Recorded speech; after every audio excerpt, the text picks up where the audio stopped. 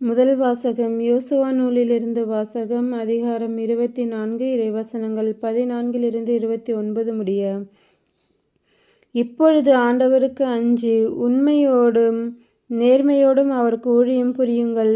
நதிக்கு அப்பாலும் எகிப்திலும் உங்கள் மூதாதையர் பணிந்து வந்த தெய்வங்களை விட்டு விலகுங்கள்.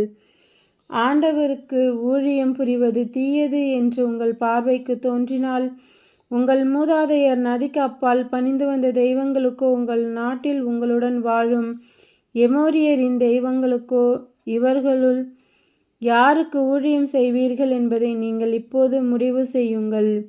ஆனால் நானும் என் வீட்டாரும் ஆண்டவருக்கே ஊழியம் செய்வோம்.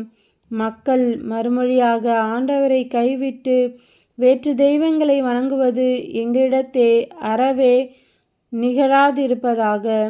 ஏனெனில் எங்கள் கடவுளாகிய ஆண்டவர் எங்களையும் எங்கள் மூதாதையரையும் அடிமைத்தன வீடாகிய எகிப்து நாட்டிலிருந்து வெளியே கொண்டு வந்தார். எங்கள் கண்முன் இப்பெரிய அடையாளங்களை செய்தார். நாங்கள் நடந்து வந்த எல்லா வழிகளிலும் நாங்கள் கடந்து வந்த மக்களிடையிலும் எங்களை காத்தருளினார்.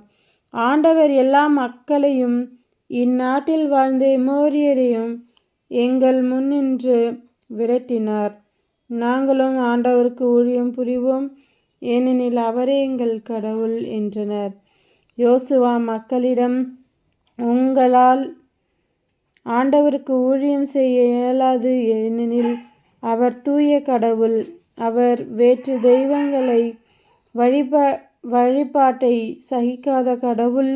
உங்கள் குற்றங்களையும் பாவங்களையும் அவர் மன்னிக்க மாட்டார். ஆனால் நீங்கள்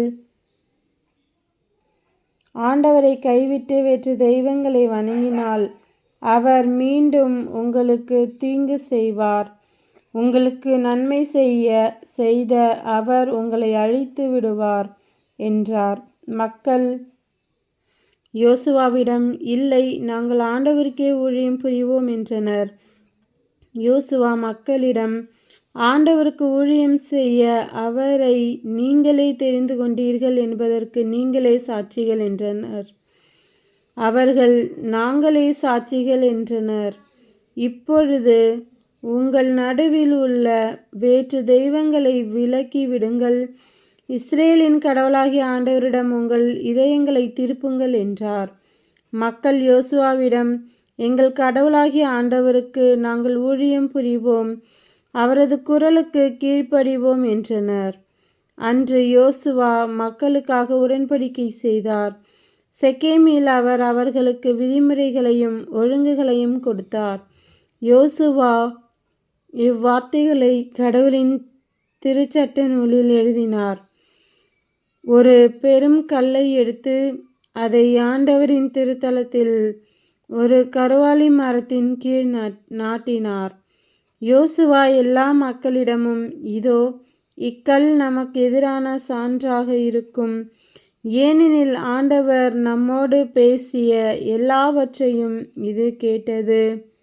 நீங்கள் உங்கள் கடவுளை ஏற்றுக்கொள்ள மறுத்தால் இது உங்களுக்கு எதிரான சான்றாக இருக்கும் என்றார். யோசுவா மக்களை அவரவர் உரிமை சொத்தாகிய பகுதிகளுக்கு அனுப்பி வைத்தார். இந்நிகழ்ச்சிக்கு பின் நூனின் மகனும் ஆண்டவரின் ஊழியருமாகிய யோசுவா இறந்தார். அவருக்கு வயது 110. இது ஆண்டவரின் அருள்வாக்கு. இறைவா உமக்கு நன்றி. நற்செய்தி வாசகம். புனித மத்தேயு எழுதிய நற்செய்தியிலிருந்து வாசகம். அதிகாரம் 19, இறைவசனங்கள் 13 15 முடிய. சிறு பிள்ளைகள் மேல் இயேசு தம் கைகளை வைத்து வேண்டுதல் செய்யுமாறு அவர்களை சிலர் அவரிடம் கொண்டு வந்தனர். சீடரோ அவர்களை அதட்டினர். ஆனால் இயேசு, சிறு பிள்ளைகளை என்னிடம் வரவிடுங்கள், அவர்களை தடுக்காதீர்கள், ஏனெனில் விண்ணரசு இத்தகையோருக்கே உரியது என்றார். அவர்களை தொட்டு ஆசி வழங்கிய பின்பு அவர் அவ்விடத்தை விட்டு சென்றார். இது கிறிஸ்துவின் நற்செய்தி. கிறிஸ்துவே உமக்கு புகழ்.